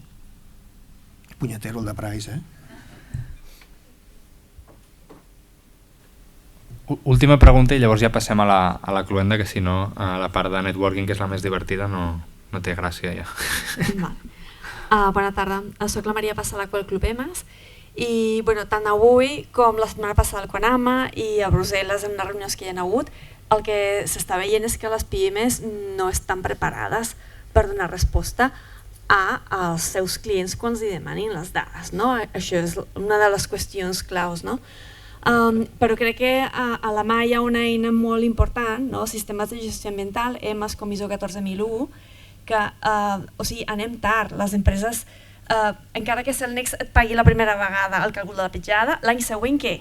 Si tu no ets capaç de sistemàticament incorporar maneres de treballar, de recollir les dades, de fer seguiment i poder reportar, ningú se'n sortirà viu d'aquesta aventura. Llavors jo no sé si això és una pregunta per a PIMEC, no sé si PIMEC ha pensat en un pla per promocionar el tema dels sistemes de gestió a les empreses, que és una manera de que aprenguin a fer les coses i és una inversió per a tota la vida, i per altra que pot ser un suggeriment que en el teu llistat d'ajuts potser hauries d'incorporar les ajudes que donen el Departament d'Acció Climàtica justament per a les empreses que vulguin obtenir EMAS, perquè aquesta és una màquina, la compres avui i et durarà el que sigui. L'EMAS, si l'implantes bé, et durarà tota la vida. No, amb això que tu comentes, sí, començo per ara pel final. El tema dels ajuts ha sigut una pinzellada ràpida i enfocat molt, com que ho enfocat molt a indústria també, però amb això sí que tens tota la raó i de fet des de PIMEC estem treballant amb aquests temes. De fet estar aquí, o també ja el 2020 quan ja vam començar també a fer aquestes jornades dins de la nostra comissió de sostenibilitat, són temes que ho has resumit molt bé, no? Clar, si una gran empresa ja ho està fent per obligació i evidentment ho exigeix, perquè és que al final serà una exigència, no?, cap a les petites. La petita, jo aquí, ho has dit, la reflexió és, ho estem explicant molt. Jo diria que ho expliquem, però sobretot el per què d'això. Perquè al final, si hi ha aquesta onada en cascada informativa, serà la millor eina en el fons. Però és que al final, responent a la teva pregunta, i nosaltres des de PIMEC, evidentment, sumats en aquí, i evidentment és una de les nostres reptes i missions d'estar sempre informant a les petites i mitjanes empreses de les noves normatives. Però és que al final la gran empresa és el que diu, fins que no et toquin a la butxaca realment i comencin a haver-hi aquí unes obligacions, també és veritat, i és trist, i és trist, però clar, l'empresari ara mateix, jo parlo més de petites i mitjanes, més tamany més petit, amb la situació actual, amb el dia a dia, va fent al límit. Després, clar, per això us ho he posat com una debilitat, perquè en el fons no deixa de ser un temps. A la seva empresa ser el seu temps. A les petites, que són molt personalitzades, és el del gerent, i al gerent el que li interessa és vendre. I després, fins que no vegi i s'alineen els objectius reals, que a ell això li suposarà un benefici, com hi ha moltes empreses, petites i mitjanes, que ho estan fent. O sigui, insisteixo, però no saben quina és la metodologia i l'eina. Però fins que no es conscienciï, i és un tema, jo penso, més pedagògic, que s'ha de fer, i per això és un repte que tenim, perquè fins que no sigui obligatori, doncs hi ha molt per fer. O sigui, jornades com aquesta, i primer que estaran aquí, i per això doncs, formem part ara d'aquest acte, però la feina que s'està fent en paral·lel és molt important també. Em permets? Totalment d'acord amb el que dius. Totalment. És a dir, nosaltres, dos comentaris molt breus, perquè si no després entrem pica-pica. Nosaltres vam fer una classificació, que això ho porta més l'àrea de compres, de tots els nostres proveïdors i amb els quals, en funció de tipologia, diferents criteris, criticitat, etc., vam classificar-los i en funció d'això, davant dues propostes exactament iguals, una que tingui la 14, la 9.000 o la 50.000, però bàsicament la 14 i la 9, i una que no la té, la que no la té queda desclassificada, automàticament. Ara, això, crec que a partir del 23, ja serà obligatori, perquè per nosaltres això és una manera de garantir-nos que mínimament l'empresa està fent el que ha de fer d'una manera ordenada i que trobarem evidències per acabar aquesta traçabilitat. Tot i això, m'agradaria puntualitzar una cosa. Una 9.000 per a una empresa, una 14.000 per a una empresa petita, amb 4 papers està feta. No cal tenir bíblies. M'explico? Perquè hi ha alguns que diuen, ¿pero cuántos sois? Així, de carpetes. No cal. Tal com aniràs creixent, anirà creixent això. No cal tenir grans documents ni uns procediments d'allò que dius, això no compleix nadie. Només has d'escriure el que fas i fer el que has escrit. Fin. Aquí s'acaba el procediment. Ja està. Moltes gràcies. Ara donem pas al Salvador Samitier, cap de l'Oficina Catalana de Canvi Climàtic, per fer la cloenda de l'acte. Merci. Molt bé, doncs moltes gràcies. No us vull entretenir molt més, a més he tingut la paraula al començament, per tant, això m'emporto deures, sempre m'acostuma a passar, això quan vaig a algun lloc, ja miraré això de l'ESCAT 2020 de passar-ho. També m'uneixo al que s'ha comentat, de no estressar-se, espero que no hem vingut aquí a estressar més, però sí recordar alguna cosa, que és que en el fons el que estem veient avui, i els que ja portem uns quants anys en temes de medi ambient, de fet, si se'n recorden allò de la internalització dels costos i els riscos ambientals que es deia, que de vegades semblava una mica més estrany, potser fa 20 anys, doncs d'aquells polvos estos lodos que diuen, és a dir, ja comencem a internalitzar i sobretot una altra cosa que comencem a quantificar.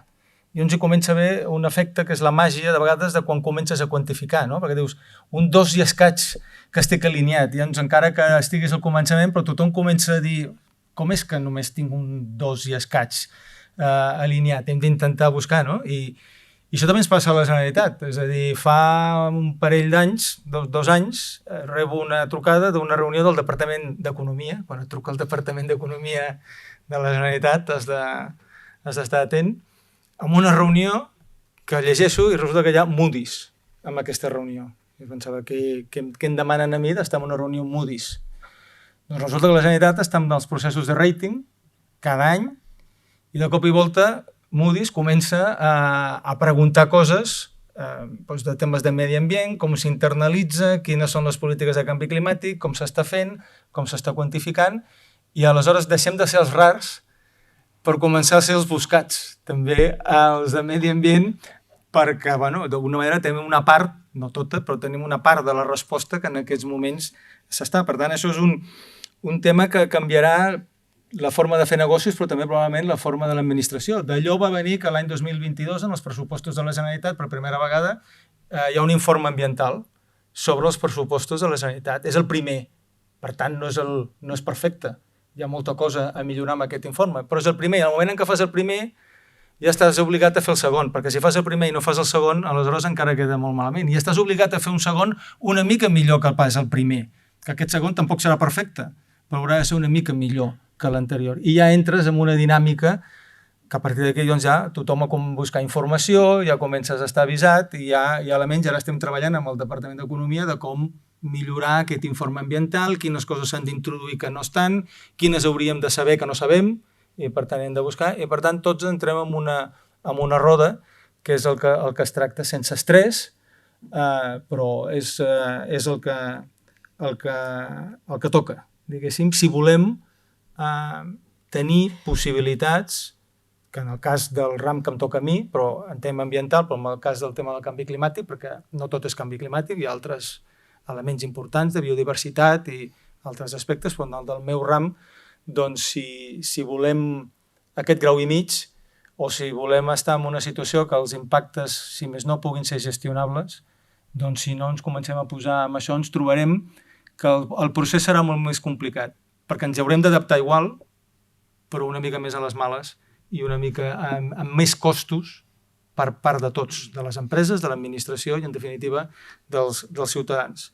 Per la meva banda, res més, gràcies a tots els ponents, crec que ha estat molt brillant i res, per part de l'oficina doncs estem a la seva disposició per qualsevol cosa d'aquest tema que també és dens per nosaltres, no l'hem entès ni molt més del tot, però en tot el que els podem ajudar, doncs aquí estem. Moltes gràcies.